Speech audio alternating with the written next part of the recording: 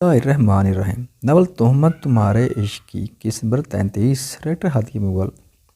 دوستو آپ سے گزارش ہے کہ کمنٹس کرتے ہوئے تو شاید آپ کا بہت زیادہ ڈیٹا ضائع ہو جاتا ہوگا، لیکن ویڈیو کو لائک تو کر دیا کریں۔ آپ نے اس کیا کرنا ہے، صرف انگوٹھا دبانا ہے اور لائک ہو جانا ہے۔ میری حوصلہ افزائی کے لیے بس اتنا ہی کافی ہے کہ آپ ویڈیو کو لائک ضرور کر دیا کریں۔ تیسری مرتبہ وہ اسے کمرے میں چیک کرنے آ چکی تھی، لیکن وہ ہنوز گہری نیند میں ڈوبا ہوا تھا۔ شبنم بیگم اور فرمان علی کے ساتھ اس نے ناشتہ کیا اور پھر انہیں رخصت کر کے وہ دوبارہ کمرے میں آتے ہی سو گیا تھا۔ اب شام کے 7 بج چکے تھے، لیکن اس کی نیند نہیں ٹوٹی تھی اور انابیہ بھی چاہتی تھی وہ آج مکمل آرام کرے، لیکن اب اسے فکر ستانے لگی تھی۔ تبھی کمرے میں داخل ہوئی اور وہاج کو ہلانا چاہا تاکہ وہ کھانا کھا کر میڈیسن لے سکے۔ وہاج، اس نے بمشکل اس کا بازو ہلایا، لیکن پھر چہرے پر تفکر پھیلا۔ زخموں کی وجہ سے اس کو بخار ہو چکا تھا۔ وہاج اٹھے، آپ ٹھیک ہیں؟ وہ وہیں اس کے قریب بیٹھے ہلکان ہوئے۔ سونے دو مجھے، وہ بوجھل سی آواز میں بولا۔ وہاج، آپ کو بخار ہو رہا ہے، آپ کچھ کھا لیں، ناشتہ بھی آپ نے بالکل تھوڑا سا کیا تھا، ورنہ میں آپ کو میڈیسن دے دیتی۔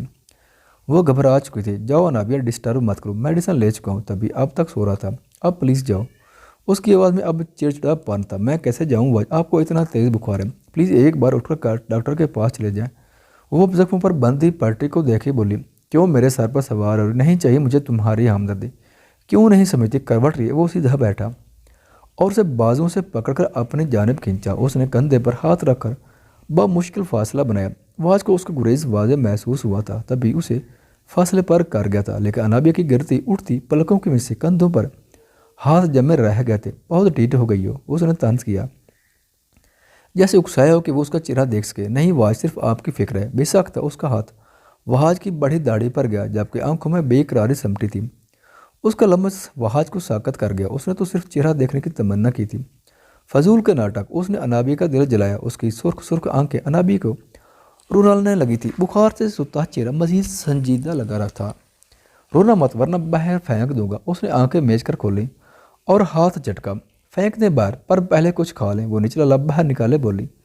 وہاج کو اس کے انداز پر بے ساختہ ہنسی آئی، پر وہ فوراً سمٹ گیا۔ درد اس وقت جیسے کہیں جا سویا تھا، سب باتیں جیسے وہ بھول سا گیا تھا۔ اس کو بیویوں والی فکر کرتے دیکھ اسے اچھا محسوس ہو رہا تھا۔ نہ چاہتے ہوئے بھی آج میں تمہارا محتاج ہو گیا، جو میں کبھی نہیں ہونا چاہتا تھا۔ اس کے تعصب سے کہنے پر اسے ڈھیروں رونا آیا۔ ایسے محتاجی اللہ کبھی کسی کو نہ دے، اس نے بے ساختہ کہا۔ وہاج نے حیرت سے اسے دیکھا۔ وہ میرا مطلب تھا کہ اللہ کبھی آپ کو تکلیف نہ دے، آپ کو کبھی کسی کا محتاج نہ کرے۔ تم اتنی سمجھدار ہو، پھر تم وہ حرکت کیسے کر گئے؟ وہاج یاسیت سے گویا ہوا، ذہن کے پردے پر تلخ ماضی اپنا تاثر چھوڑتا اسے پھر سے اپنے خول میں سمیٹ گیا۔ وہاج، جاؤ یہاں سے، ایک بار پھر وہ بیگانہ ہوا، کھا لیں کچھ، جاؤ انابیہ، اس نے دررشتگی سے کہا۔ وہ فوراً وہاں سے کھڑی ہوئی، وہ بیڈ سے اٹھا، لیکن کندھے میں ہوتے درد سے لب بھینچ گیا۔ وہاج، آپ کو درد ہو رہا ہے نا، آپ بعد میں جتنا مرضی غصہ کر لیجیے، لیکن وہ اس وقت مجھے اپنے پاس رہنے دے پلیز وہاج۔ وہ آج جان بوجھ کر ہاتھ جوڑ گئی تھی، جانتی تھی وہ اس کی فریاد پگھل جائے گا، اور ایسا ہی ہوا تھا۔ ہاتھ کیوں جوڑتی ہو؟ نہایت بکواس حرکت لگ رہی ہے مجھے۔ وہ چڑھ کر گویا ہوتا اس کے ہاتھ جھٹک گیا۔ اب نہیں جوڑو گی؟ وہ فوری راضی ہوئی۔ جاؤ لے کر آؤ کھانا، اور پھر مجھے دوبارہ یہاں نظر نہیں آنا۔ انابیہ کے چہرے پہ خوشگواری کا تاثر ابھرا، تیز سے باہر بھاگی تھی۔ اس کی پھرتی پر وہ ایک بار پھر حیران ہوا۔ صرف ایک گناہ تھا اس کا، اس کے بدلے وہ پل پل اذلہ بھی تو کاری تھی۔ آج اس کی فکر نے دل میں مزید جگہ ہموار کی تھی۔ وہاج فریش ہونے کے لیے بڑھا، لیکن موبائل پر آتی کال نے اسے روکا۔ سیل فون اٹھا کر اس نے نمبر دیکھا۔ پہلے دل کیا کہ کارڈ، لیکن پھر نہ جانے کس جذبے کے تحت اٹھا چکا تھا۔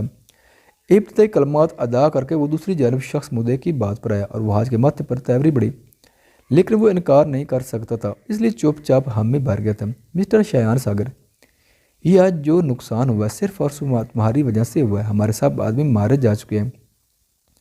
آج پھر میٹنگ تھی، اور آج پھر میٹنگ مسٹر سہگل نے ارینج کی تھی، کیونکہ جو نقصان ان کا ہوا تھا وہ انہیں بری طرح ڈبونے والا تھا۔ میری وجہ سے کوئی نقصان نہیں ہوا، میں نے سیکورٹی ڈبل کروائی تھی، ہر چیک پوسٹ پر اپنا ایک آفیسر کھڑا کروا دیا تھا۔ وہ ٹیبل پر ہاتھ مار کر کھڑا ہوا۔ مسٹر سہگل بالکل ٹھیک کہہ رہے ہیں، بے شک آپ نے جو بھی حفاظتی انتظامات کیے تھے، لیکن 600 کے قریب لڑکیاں تھیں جو ہمارے ہاتھ سے گئی ہیں۔ جانتے ہیں کتنا نقصان ہوا ہے؟ پورے 2 سال کی محنت تھی جو صرف تمہاری وجہ سے برباد ہو چکی ہے۔ اس کی ذمہ داری تمہیں دی گئی تھی، تمہارے ایریا کا انتخاب اس لیے کیا گیا تھا کہ وہاں تمہارے مطابق کوئی سیکورٹی قانون نہیں ہے۔ ایم این اے صاحب نے مسٹر سہگل کے فیصلے کو درست کہا تھا، اپنی اوقات میں رہو، شایان MNA کا گریبان جکڑے دھاڑا۔ مسٹر سہگل نے نہایت اطمینان سے شایان ساگر کا انداز دیکھا۔ ہم یہاں اپنی جان کے لیے نہیں ہے۔ اس کا انداز نہایت ٹھنڈا اور ٹھہرا ہوا تھا، پر اس میں کی گئی سرزنش شایان ساگر کمیونٹی کی رگ پھڑکا گئی تھی۔ شایان نے فوری اس کے گریبان سے ہاتھ ہٹایا اور مسٹر سہگل کی چمکتی گرے آنکھوں کی طرف دیکھا۔ اس نے گہرا سانس لیا اور پھر بالوں میں ہاتھ پھیر کر اپنی کرسی پر جا بیٹھا۔ اس مرتبہ حملہ فوج کی طرف سے ہوا ہے اور پاک فوج پر ہاتھ ڈالنا آسان نہیں ہے۔ اگر پولیس کی طرف سے ہوتا تو معاملہ چٹکیوں میں حل ہو سکتا تھا، لیکن اب ہمارے ہاتھ سے مال جا چکا ہے اور پیسہ بھی۔ اس کی بھرپائی آپ لوگوں کو کس طرح کرنی یہ میں نہیں جانتا۔ مسٹر سہگل اب ٹیک لگائے بیٹھے شایان کو دیکھ رہا تھا۔ شایان کو اس کی نظر واضح اپنے اوپر محسوس ہوئی۔ ایک طرف صنم کی گم شدگی اور دوسری طرف یہ نقصان، وہ الجھ کر رہ گیا تھا، پر اب بھرپائی کرنے کے لیے اسے کچھ نہ کچھ تو کرنا ہی تھا۔ میں جانتا ہوں کہ یہ حملہ کس نے کروایا۔ اس نے مسٹر سہگل کو دیکھا جس کا انداز اب بھی نارمل ہی تھا۔ ہوا میں تیر چلانے کا نقصان تو وہ جانتا تھا، لیکن اب اسے مسٹر سہگل سے پرانے بدلے بھی لینے تھے۔ کون؟ میٹنگ ہال میں چہم گوئیاں ہونے لگی تھی۔ ذہن چودھری، اس نے نہایت اطمینان سے کہا۔ صاحب کے چہرے پر حیرانگی پھیلی۔ جس گاؤں سے آخری 10 لڑکیاں اغوا کی گئیں اسی گاؤں کا سردار ہے ذہن چودھری، لیکن میں نے خفیہ ذرائع سے معلوم کروایا ہے کہ وہ شخص پاک فوج کا آدمی ہے۔ مسٹر سہگل کے ماسک سے ڈھکے چہرے پر ایک تلخ مسکراہٹ پھیلی۔ اور اگر یہ جھوٹ ہوا تو؟ مسٹر سہگل نے دونوں ہاتھ کی انگلیاں ایک دوسرے میں الجھے۔ جھوٹ نہیں، سچ ہے۔ میں نے اپنی بہن کو اسی کام میں لگایا تھا۔ وہ اپنے مقصد میں کامیاب تو نہیں ہوئی، لیکن اتنا وہ جان گئی تھی کہ وہ شخص کوئی عام آدمی نہیں ہے۔ شایان مسلسل سامنے بیٹھے مسٹر سہگل کو دیکھ رہا تھا، جیسا جانچنا چاہ رہا ہو کہ وہ شخص کیسا تاثر دیتا، لیکن اس کا انداز ہمیشہ کی طرح نارمل تھا اور یہی شایان ساگر کو پہلو بدلنے پر مجبور کر رہا تھا۔ اور اس وقت تمہاری بہن کہاں ہے؟ ہو سکتا ہے کہ تم جھوٹ بول رہے۔ MNA نے ایک بار پھر دخل اندازی کی۔ شایان نے خونگار نگاہ اس پر ڈالی۔ MNA صاحب بالکل ٹھیک کہہ رہے ہیں، کہاں ہے تمہاری بہن؟ سہگل نے ایک بار شایان کو جھلسایا تھا۔ اور وہ بھاگ چکی ہے۔ شایان نظر چرائے بولا۔ واٹ؟ بھاگ چکی ہے؟ مسٹر شایان ساگر، وہ کوئی عام لڑکی نہیں، تمہاری بہن ہے، اور تم نہایت آرام سے کہہ رہے ہو وہ بھاگ چکی ہے۔ یہ میرا پرسنل میٹر ہے۔ وہ درستگی سے بولا۔ اس دھندے میں آنے کے بعد کوئی پرسنل میٹر نہیں رہتا۔ شایان کا دل چاہ وہ اس MNA کا سر پھاڑ، جو آج کچھ زیادہ ہی بول رہا تھا۔ بہرحال جو بھی معاملہ، اپنی بہن کا پتہ کروا اور نقصان کی بھرپائی کیسے کرنی ہے اس کا سوچ کر ہی مجھے یہاں بلایا جائے۔ مسٹر سہگل کھڑا ہو چکا تھا۔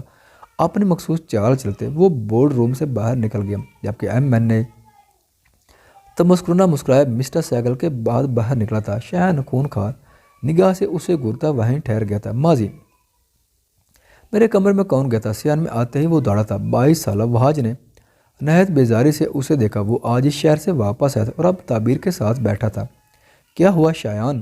کمال ملک بھی وہیں آئے تھے۔ تایا جان، میں نے 1000 مرتبہ منع کیا ہے کہ میرے کمرے کی صفائی میری موجودگی میں کی جائے، لیکن شاید کچھ لوگ نہایت ٹھیٹ ہوتے ہیں۔ اس نے تعبیر پر قہر آلود نگاہ ڈالی جو سہم گئی تھی۔ شایان بھائی، میں چچی کے کہنے پر ہی آپ کے کمرے میں گئی تھی۔ تعبیر کی وضاحت پر وحاج نے مٹھیاں بھینچی۔ جب انم اور سنم ہے اس کے کاموں کے لیے تو تم کیوں گئی شایان کے کمرے میں؟ اس نے تعبیر کی کلاس لی۔ واج غصہ کیوں کر؟ میرے کچھ پیپر وہاں پڑے تھے، اسی وجہ سے مجھے غصہ آ گیا۔ 25 سالہ شایان نے حتی الامکان اپنا لہجہ دھیما کیا۔ واج تمہارا اس معاملے میں بولنا بنتا ہی نہیں ہے۔ کمال ملک نے بھی جیسے شایان ساگر کی تائید کی تھی۔ کہنے کو یہ چھوٹی سی بات ہے، لیکن کمال ملک نے ہمیشہ واج سلطان کو غلط کہا تھا اور شایان ساگر حاوی رہا تھا۔ وہ باپ پر ایک نگاہ ڈالے اندر بڑھ گیا تھا۔ شایان اب شہر میں اپنا امپورٹ ایکسپورٹ کا بزنس شروع کر چکا تھا، جو شروع جمال ملک نے کیا تھا، لیکن وحاج اسے بلندیوں پر پہنچا رہا تھا اور وحاج پولیس کا شعبہ جوان کر چکا تھا، جس کے کمال ملک ہمیشہ کی طرح مخالف تھے۔ شایان ساگر کی اپنے گاؤں کے لوگوں سے محبت ڈھکی چھپی نہیں تھی۔ اپنے فائدے میں سے وہ اکثر لوگوں کے گھر میں راشن ڈلوا دیتا تھا اور مالی مدد کرتا تھا، اور کمال ملک اس کی اس عادت سے اس کے مزید معترف ہوئے تھے۔ مزید اس کی خوبی گاؤں میں بڑا ہاسپٹل بنوا کر ابھری تھی۔ ریان ساگر ان دنوں شہر کا ہو کر رہ گیا تھا۔ اسے شروع سے درس و تدریس میں دلچسپی تھی اور انم کا ایڈمیشن بھی وہ اپنے ہی کالج میں کروا چکا تھا۔ سنم ابھی کافی چھوٹی تھی، جو ماں کے پاس رہتی تھی۔ جمال ملک کی بیوی ثنا بیگم گاؤں میں ہی رہتی تھی۔ نہ بیٹوں نے کبھی اہمیت دی تھی اور نہ شوہر نے، پھر حویلی میں ان کی حیثیت کیا معنی رکھتی۔ احمد ہاؤس میں اس وقت کافی گہما گہمی تھی۔ مسز ایاز 12 سالہ پریحان کو ناشتہ کروانے میں مگن تھی، جو ماں باپ کی لاڈلی تھی۔ اپنے ہاتھ سے کھانا اسے آتا ہی نہیں تھا۔ گڈ مارننگ، یہاں آؤ سیدان۔ ایاز احمد نے سیڑھیوں کے قریب کھڑے سیدان کو اپنے پاس آنے کا کہا، جو رہائی نیک شرٹ اور گرے جینس سے بلیک سلیو لیس جیکٹ پہنے کافی خوبصورت لگ رہا تھا۔ گرے آنکھوں میں آج الگ ہی تاثر تھا۔ سیدان انہیں ایکسیڈنٹ کے دوران ملا تھا جس کا حلیہ اسے کسی اچھے گھرانے کا پتہ دے رہا تھا۔ اس کے ماں باپ موقع پر ہی دم توڑ گئے تھے، تبھی سیدان کو وہ اپنے ساتھ لے آئے تھے۔ اس کے بھورے بال اور سرخ و سفید رنگت انہیں نوفل جیسی ہی لگتی تھی۔ کبھی کبھی انہیں وہ یزدان کا عکس ہی لگتا تھا جسے لندن گئے 6 سال ہو گئے تھے۔ 10 سال کی عمر میں وہ اسٹڈی کے لیے یہاں سے بھیج چکے تھے۔ ان کے شعبے کی وجہ سے وہ نوفل کی جان خطرے میں نہیں ڈال سکتے تھے اور پریحان کے لیے انہوں نے خاص سیکورٹی رکھی تھی۔ 20 سالہ سیدان پچھلے 6 سال سے ان کے ساتھ رہ رہا تھا۔ وہ اسے بھی اپنی طرح ایک کامیاب آفیسر بنانا چاہتے تھے، تبھی اس کا ایڈمیشن ایک اچھے کالج میں کروایا تھا۔ انہوں نے اسے بیٹا کہا ہی نہیں تھا، سمجھا بھی تھا۔ نوفل یزدان کی اور اس کی حیثیت ایک برابر تھی۔ نوفل انہوں نے یہی کہا تھا کہ اس کا کزن ہے اور 7 سمندر دور ہونے کے باوجود دونوں کافی ایک دوسرے سے اٹیچ تھے۔ ایک پریحان تھی جو اس سے ڈرتی تھی۔ سیدان بہت سنجیدہ طبیعت کا مالک تھا، کام بولنا، ہم وقت گرے آنکھوں میں غصہ بھرے رکھنا، اپنی چیزوں کے معاملے کس پر بھروسہ نہ کرنا، ہر معاملے میں پریحان کو ڈرنے پر مجبور کر دیتا تھا۔ سیدان ناشتے کی ٹیبل پر آ کر بیٹھا اور بریڈ کا پیس نفاذ سے اپنے پلیٹ میں رکھا۔ کہاں جا رہے تھے آج؟ ایاز احمد نے اس کی تیاری کو دیکھے استفسار کیا۔ فرینڈ کے ساتھ ایک پارٹی تھی انکل، وہاں جا رہا تھا۔ اتنی صبح پارٹی؟ وہ حیران ہوئے تھے۔ لنچ پارٹی ہے انکل، پر ہمارے گروپ کو وہاں جلدی جانا تھا اس لیے میں جلدی تیار ہو گیا۔ تو مطلب آج تم میرے ساتھ نہیں جاؤ گے؟ ایاز احمد مسکرائے۔ آپ کہیں گے تو آپ کے ساتھ چلا جاؤں گا، پارٹی میرے لیے آپ سے ضروری نہیں ہے۔ اس نے پریحان کو دیکھا جو اب کھڑی ہو چکی تھی۔ ارے نہیں بیٹا، ہم پھر کبھی چلیں گے، ویسے بھی اب تو ساری عمر تم نے ملک کی خدمت کرنی ہے، ابھی خود کو وقت دو پھر ملک کو۔ جی انکل۔ پریحان ناشتہ کرو گڑیا، اس نے پریحان کو دیکھتے کہا۔ نو میں کر چکی ہوں ماما، میں جا رہی ہوں۔ پریحان کا اسکول سردی کی وجہ سے 9 بجے شروع ہوتا تھا، تبھی وہ سب کے ساتھ ٹیبل پر موجود ہوتی تھی۔ Have a good day my princess, Ayaz Ahmed نے اس کی پیشانی چومی۔ اوکے انکل، میں بھی نکلتا ہوں۔ وہ کھڑا ہو چکا تھا۔ اچھے سے انجوائے کرنا، وہ بھی کھڑے ہو چکے تھے۔ سیدان بیگ لیتا باہر نکلا جہاں پریحان گاڑی کے پچھلے دروازے کو کھول کر بیٹھ چکی تھی۔ سیدان نے ڈرائیور کو روکا اور خود دوسری طرف سے اس کے پاس آ کر بیٹھا۔ وہ خوف سے اچھلی تھی۔ آئندہ اگر اس لڑکے نے تم سے کوئی الٹی سیدھی بات کی تو مجھے بتاؤ گی۔ اس کی گرے آنکھوں میں قہر بھرا ہوا تھا۔ سیدان بھائی اس نے مجھ سے پین لے کر تھینکس کہا تھا اور کچھ بھی نہیں کہا، اب وہ بھی نہیں کہے گا اور تو مجھے اس کے پاس بالکل بھی نظر نہ ہو۔ سیدان نے انگلی اٹھا کر تنبیہ کی اور گاڑی سے نکل گیا۔ اس نے اٹکا سانس بحال کیا تھا۔ پریحان کا خاص خیال رکھا کرو، انکل نے تم لوگوں کو ذمہ داری دی ہے تو اس ذمہ داری کو اچھے سے نبھاؤ۔ وہ ڈرائیور اور گارڈ کو حکم دیا، اپنی گاڑی کی طرف بڑھ گیا۔ پریحان کی گاڑی کے پاس گزرتے ہوئے اس نے دوبارہ اسے تنبیہ کی تھی اور پریحان خوف سے سفید پڑ گئی تھی۔ سب کو میں سنبھالوں، مجھے کوئی نہ سنبھالے۔ وہ بڑبڑاتی ہوئی تعبیر کے وارڈروب سیٹ کر رہی تھی۔ کیا ہوا روز، تم کل سے کافی الجھی ہو؟ تعبیر دھلے چہرے کے ساتھ باہر آئی تو روز کی بڑبڑاہٹ پر اس کی جانب متوجہ۔ نتھنگ میم، اس نے منہ بگاڑ کر کہا۔ یزدان سے بھی میں نے پوچھا تھا، اس نے بھی نہیں بتایا، اور رات میں نواب صاحب مووی لگا کر بیٹھ گئے کہ مووی دیکھو۔ تعبیر نے آنکھیں گھمائی تو روز کو مزید غصہ آیا۔ میری زندگی مووی بنا کر خود مووی انجوائے کرتے روز، تعبیر نے اسے تنبیہ کی تھی۔ میم آپ نہیں جانتی سر کیا کرنا چاہتے ہیں، روز روحان سی ہوتی۔ تم بتا دو نا مجھے، تم دونوں پاگل کر کے رہو گے۔ تعبیر الجھ گئی تھی۔ پلیز میم آپ پریشان مت، میں آپ کو نہیں بتا سکتی کہ میں کیوں پریشان ہوں، نہ یہ کہ میں کیا چاہتی ہوں۔ وہ خود بھی الجھ گئی تھی۔ میں بتاتا ہوں تعبیر کہ روز کیا چاہتی ہے۔ یزدان اندر آیا تو روز نے خفگی سے اسے دیکھا جس کے چہرے پر دبی دبی مسکراہٹ تھی۔ ہاں بتاؤ یزدان، کیا ہوا ہے روز کو، اور روز کیا چاہتی ہے؟ تعبیر بھی جاننے کو بے قرار ہوئی تھی۔ روز چاہتی ہے اس کی شادی کر دی جائے اور وہ بھی اپنی ہیپی میرڈ لائف گزارے، اپنا شوہر سنبھالے، بچے پالے۔ باس، وہ چڑھ کر چیخی تھی جبکہ تعبیر کی بھی آنکھیں پھیلی تھیں۔ کیا باس؟ ہاں سب جانتا ہوں میں۔ یزدان نے تعبیر کی موجودگی کا فائدہ اٹھایا تھا۔ میم سر ایسے ہی کہہ رہے ہیں، میں ایسا کیوں چاہوں گی؟ روز کو ڈھیروں شرم آئی تھی۔ ایسا چاہنا غلط بھی تو نہیں، ظرفشاں تم سے بھی چھوٹی ہے، وہ بھی شادی شدہ ہے، پھر تو تمہاری شادی ہو جانی چاہیے، اور تمہاری سوچ بھی غلط نہیں۔ روز کا منہ کھلا تھا جبکہ یزدان سینے پر بازو باندھے روز کی حالت انجوائے کرنے لگا تھا۔ میم باس آپ کے ساتھ مجھے بھی تانگ کر رہے ہیں، ایسا کچھ نہیں، میں کبھی شادی نہیں کرنا چاہتی۔ سب ایسے ہی کہتے ہیں لیکن شادی ہو کر رہتی ہے، مجھے تو لگتا ہے یہ لڑکیاں بس سب کو بناتی ہیں۔ اس نے تعبیر کو فوکس میں رکھ کے کہا۔ تعبیر نے نہ سمجھی سے اسے دیکھا لیکن پھر سمجھ آنے پر اس کے چہرے کے زاویے بگڑے تھے۔ یزدان نے شانے اسکائے جبکہ روز اب نتنے پھلائے यज़दान को देख रही थी। फिर बताओ रोज़, तुम्हारे लिए देखूं कोई लड़का।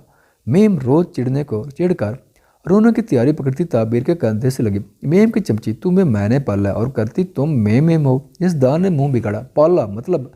ताबीर हैरान हुई थी। हाँ, तो बेटी की तरह पाला है।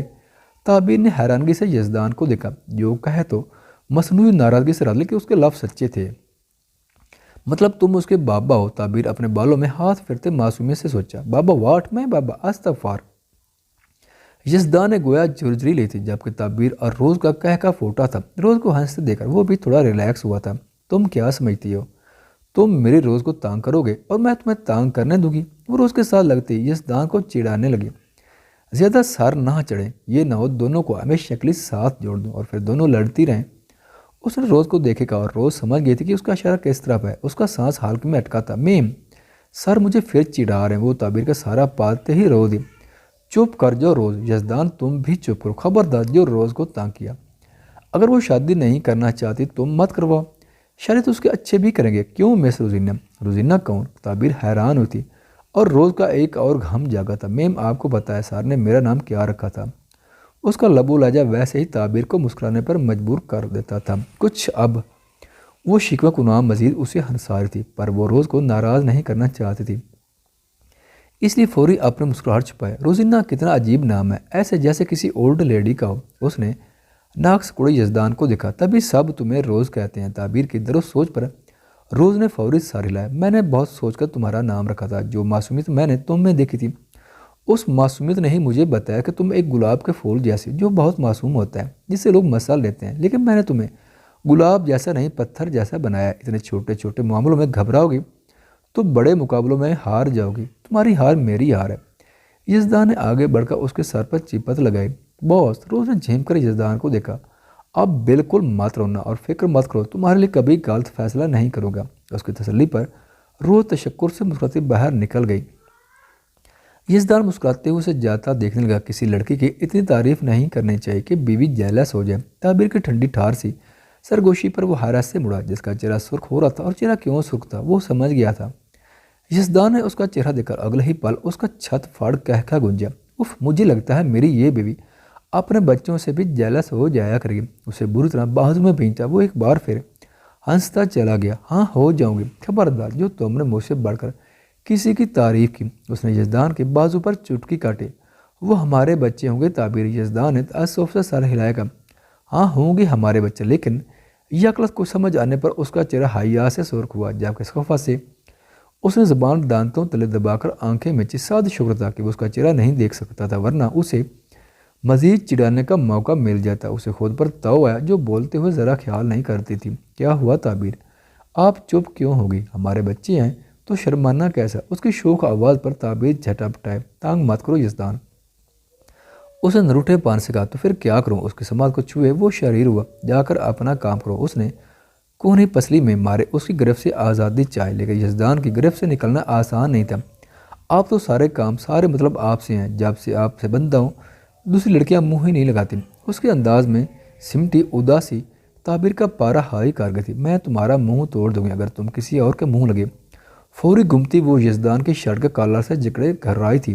बहुत बुरी तरह मिस कर रहा था ये अंदाज, यह जलसी।